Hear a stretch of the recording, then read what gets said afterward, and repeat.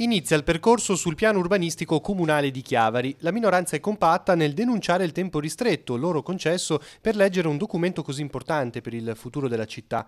L'opposizione fa notare che sono passati 17 mesi da quando la Regione aveva approvato con delle osservazioni il progetto della Giunta Levaggi, un progetto che poteva essere recepito o rinviato dall'amministrazione di Capua.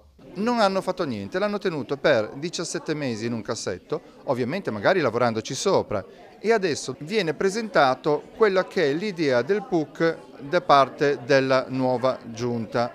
Problema fondamentale è che i tempi per comprendere i contenuti del nuovo PUC sono strettissimi e anche avviare una discussione con la città, coinvolgere i cittadini. Oggi arriviamo, ci presentano un pacchetto a 7-8 giorni dal Consiglio Comunale e poco il tempo anche per far capire alla città che cosa c'è in questo progetto. Anche secondo l'ex sindaco Levaggi, la nuova giunta poteva in questi mesi modificare il progetto del PUC che sostanzialmente era pronto. Per il capogruppo di Noi di Chiavari, l'amministrazione avrebbe ritardato apposta per far cadere i vincoli previsti nel PUC Levaggi.